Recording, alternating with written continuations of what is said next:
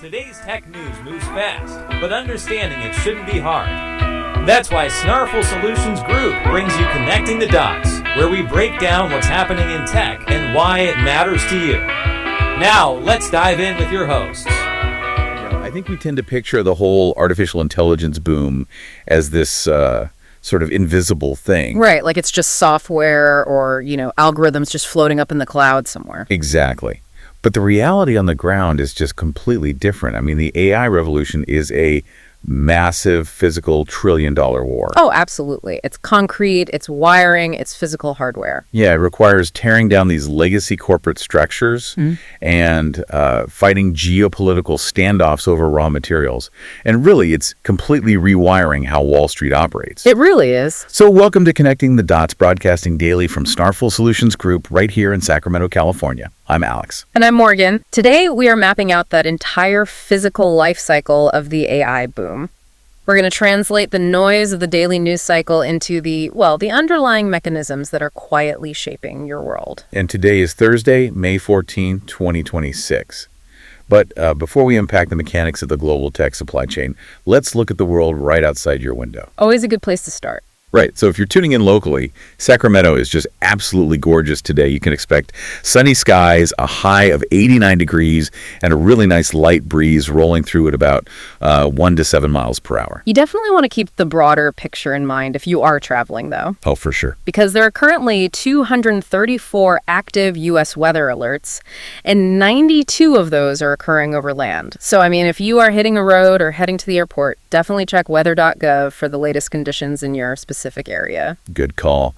So shifting gears to the financial markets, let's contextualize yesterday's close. We saw some really solid, steady momentum. Yeah, we did. The Dow Jones closed up nearly 19 points, sitting just shy of the 49,700 mark, which is, a solid day. Right, and the broader market felt that lift as well. The S&P 500 jumped roughly 35 points, closing right around 7,444. And then over in the crypto space, Bitcoin is trading this morning just under $80,000. It's up a little over $640 for the day. But you're going to want to hold on to that thought. Exactly, because later on, we were going to look closer at this massive vacuum effect that is actually pulling institutional capital away from digital assets and straight into physical hardware. Yeah, we definitely need to cover that. It's a huge shift.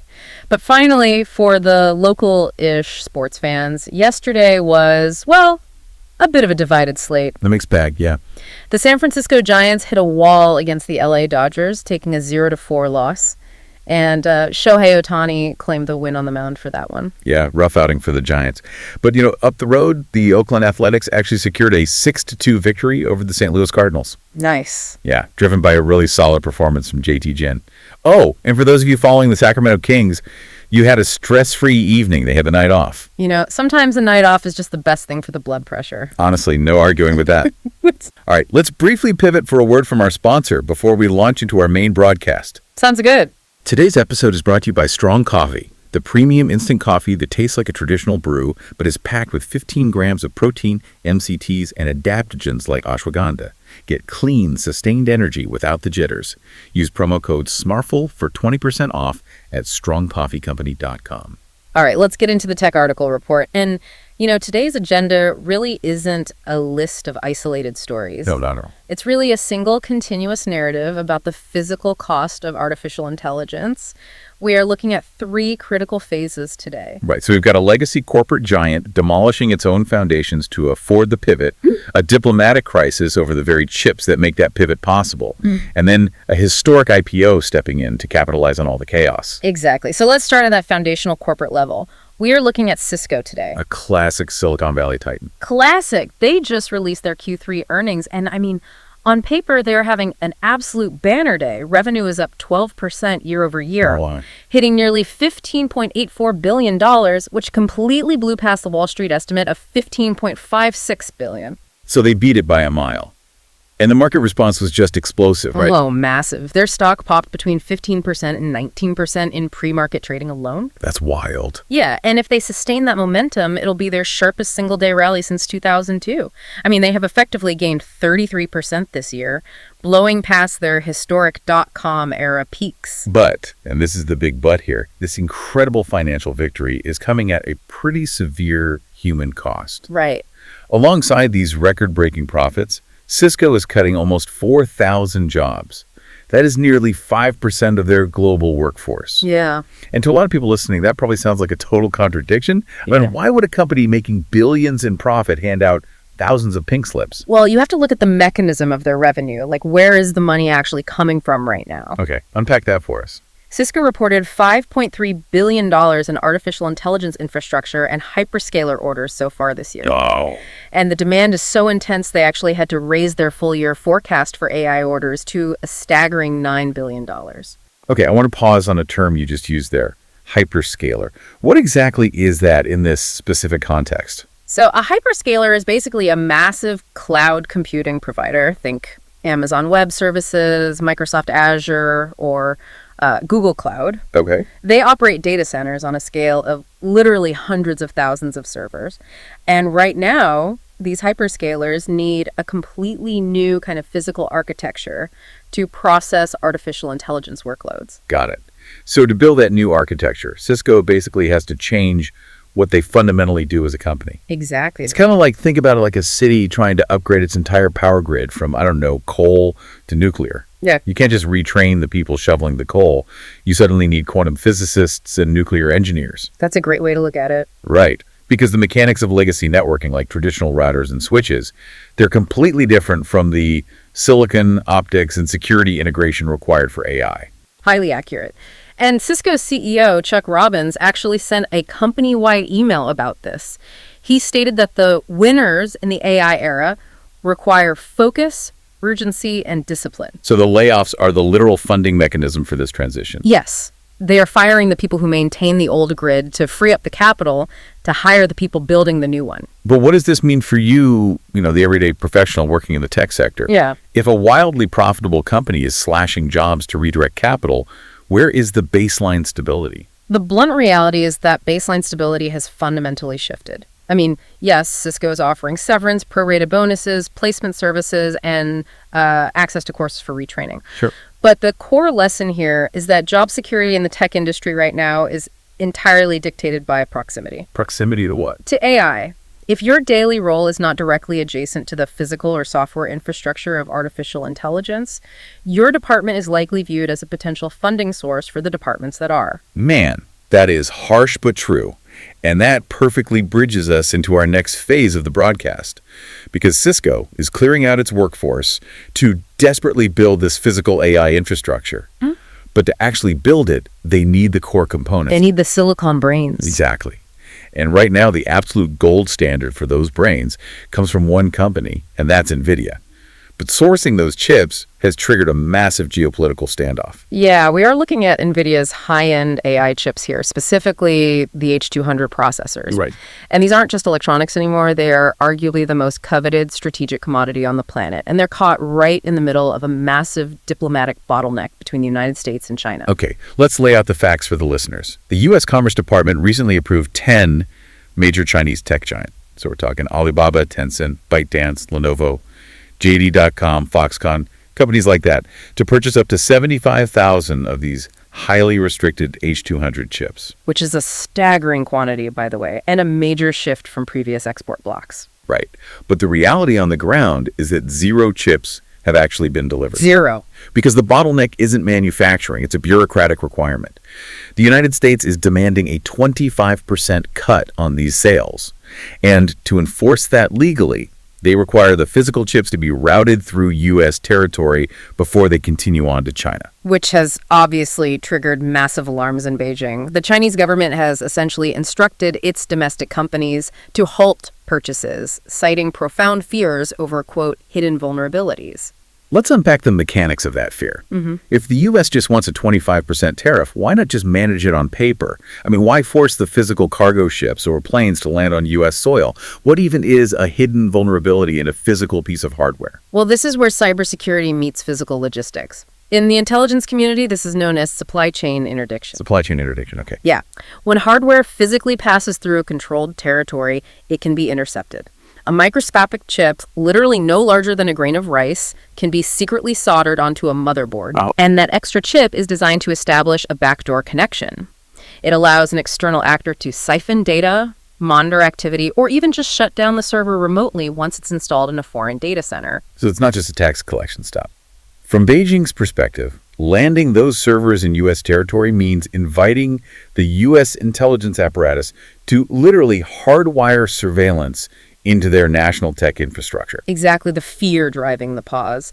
And the geopolitical stakes of this specific hardware are so immense that it has escalated to the absolute highest levels of global diplomacy. Right, because right now, former President Donald Trump and Nvidia CEO Jensen Huang are in Beijing. Yeah, they are. They are attending a summit with Chinese President Xi Jinping. They're attempting to negotiate a path forward and unstick this massive trade freeze. It is a high-stakes diplomatic trade negotiation unfolding in real time. It really is. But let me push back on the strategy here, though. If you are a company like Alibaba or Tencent, and you are caught in this agonizing international tug-of-war, you've got tariffs, physical routing requirements, presidential summits, why are you even waiting around for Nvidia? Right. These are multi-billion-dollar tech empires. Why not just build the hardware yourself? Well, that is the essential question. And the answer is that building a top-tier GPU is incredibly difficult, but they are absolutely trying. Because a GPU is different from a regular chip. Entirely different. A GPU, or graphics processing unit, is different from the standard CPU in your laptop. Think of a CPU like a really smart professor who can solve complex problems, but only one at a time. Right. A GPU is like 10,000 middle schoolers who can solve thousands of simple math problems simultaneously. And that parallel processing is what makes artificial intelligence work. And Nvidia basically has a near monopoly on orchestrating those 10,000 middle schoolers efficiently. They do. But this geopolitical friction is forcing China's hand. Because the supply is bottlenecked, we are seeing a massive surge in domestic Chinese innovation. Yeah, like what Tencent is doing. Exactly. Tencent's chief strategy officer, James Mitchell, announced a substantial increase in capital expenditure specifically to deploy homegrown GPUs.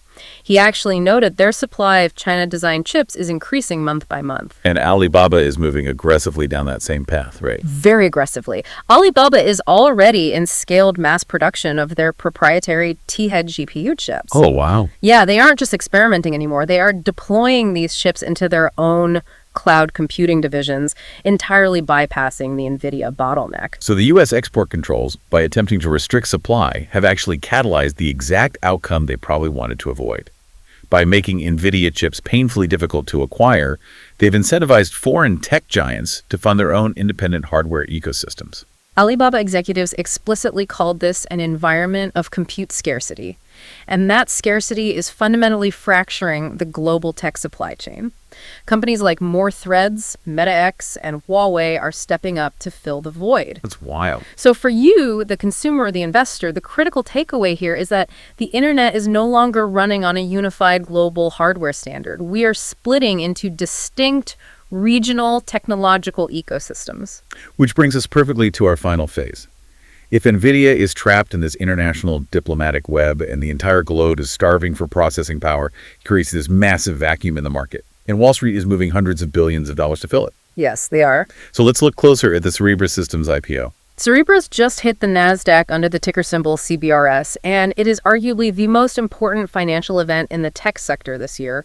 I mean, they are a direct challenger to Nvidia, and they just debuted with a staggering $56.4 billion valuation. And the pricing strategy alone shows how desperate the market is for this hardware.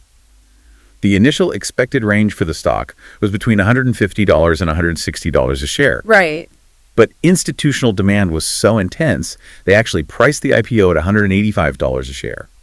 They sold 30 million shares and raised over $5.55 billion in a single day. It's incredible. And to understand why Wall Street is throwing that kind of capital at Cerebras, You have to understand how their technology fundamentally changes the physics of chip manufacturing. It's their wafer scale engine 3, right? Yes. Their flagship product is the wafer scale engine 3. Okay, let's break down that term wafer scale. How does that actually work in practice? So traditionally, computer chips are printed onto a massive disk of silicon. It's roughly the size of a large pizza, and it's called a wafer. Okay, I'm tracking. Pizza wafer. Then that wafer is sliced up into hundreds of small individual chips. Now, when you build a supercomputer, you have to wire all those separate little chips back together. Right. The problem is sending data across those connecting wires is incredibly slow and wastes massive amounts of energy. So what does Cerebras do different? They just don't cut the pizza. They don't cut it. Nope. They leave the entire massive silicon wafer perfectly intact. All the processors are connected directly on the continuous silicon itself. Information moves instantly without the bottleneck of external wiring. It's a monumental leap in parallel processing speed. Wow. But, having a brilliant piece of engineering isn't enough to secure a $56.4 billion valuation on Wall Street. The real story here, the true mechanism driving this massive IPO, is the financial architecture behind it. Absolutely. Cerebras secured a mind-bending $20 billion deal with OpenAI to provide 750 megawatts of computing capacity. Just to put 750 megawatts in perspective, 1 megawatt power is roughly 1,000 homes. That's insane. OpenAI is contracting enough raw electrical computing power to run a medium-sized city just to train their next-generation AI model. And here is where the financial mechanics get truly fascinating. OpenAI didn't just sign a contract to buy the service. They actively loaned Cerebras $1 billion at a 6% interest rate. Specifically, so Cerebras could afford to build the data centers to host the cloud services that OpenAI requires. And the entanglements go far beyond corporate loans, too. SEC filings revealed that OpenAI's top executives hold massive personal stakes in Cerebras. Really? Yeah. CEO Sam Altman holds roughly 89,000 shares, which is worth over $16 million at the IPO price. Co-founder Greg Brockman holds about 78,000 shares, worth over $14 million. Okay, we have to unpack the sheer brilliance and, frankly, the potential conflict of this structure. It's essentially a closed-loop financial system. Totally. OpenAI needs an astronomical amount of hardware to survive, but Nvidia is too expensive and backlogged. So OpenAI takes their own capital, loans it to a startup to build the hardware, guarantees that startup a $20 billion revenue stream to make them incredibly attractive to Wall Street, and then the executives personally buy the stock before it goes public. It is a masterful, multi-layered strategy. And it's important to remember that Cerebras previously tried to go public and failed. Oh, I didn't know that. Yeah, regulators were spooked because 85% of their revenue relied on a single client in the United Arab Emirates called G42. Wall Street hates that kind of concentrated risk. Okay. So Cerebras completely pivoted. Yep. They diluted their reliance on that foreign client down to 24%, shifted their business model from selling raw hardware to selling a cloud service, and locked in this massive OpenAI partnership. Suddenly, they weren't a risky hardware startup. They were the exclusive engine room for the biggest name in artificial intelligence. And this gravitational pull toward physical AI infrastructure is having a profound siphon effect across all financial markets. Capital is being aggressively drained away from digital, speculative assets and poured into companies that pour concrete and print silicon. The numbers reflect exactly that. I mean, traditional physical chip stocks are going parabolic. Intel is up 218% year to date. Companies like Advanced Micro Devices and Micron have literally doubled or tripled in value. While simultaneously, Bitcoin, despite hovering near 80,000, has actually dropped 9% in recent weeks as institutional investors rotate their risk capital. Fascinating. Even Google searches for buy Bitcoin are sitting at a 12-month low. So for professionals managing a 401k or a family portfolio, understanding this rotation from digital scarcity to physical infrastructure is absolutely critical. It is a complete rewiring of global capital. Well, before we wrap up our analysis, a quick thanks to Old Glory, an iconic music and sports fan merch store. Perfect for the techie in your life. Use promo code SNARFL for 15% off at oldglory.com. To tie all of these threads together today, what we are really observing is the physical construction of a new era. Yeah. We see legacy corporations like Cisco tearing down their own historical structures to shift their human capital toward artificial intelligence. We see global superpowers fighting high-stakes diplomatic battles over the physical supply chains that dictate who gets to build these systems. And we see Wall Street aggressively rewarding new challengers like Cerebras, who can bypass those bottlenecks with massive capital injections. It really leaves you with a fascinating and perhaps slightly unsettling question to consider. When a software company like OpenAI is loaning billions to hardware manufacturers, guaranteeing their revenue, and having its own executives hold massive personal stakes in the silicon. I mean, are we watching the birth of a completely new kind of monopoly? It's a huge question. One that doesn't just design the artificial brain, but financially owns the very silicon body it runs on. It is a profound shift in corporate architecture, one that will definitely ripple through international trade, tech employment, and the foundational structure of the market itself. We're here to help at Snarful, so reach out on our website if you have any more questions. That's a wrap on today's top stories. Remember, tech doesn't have to be complicated, and we're here to help connect the dots. If you've got questions or want to learn more, visit us at snarful.com. Thanks for listening, and we'll catch you next time.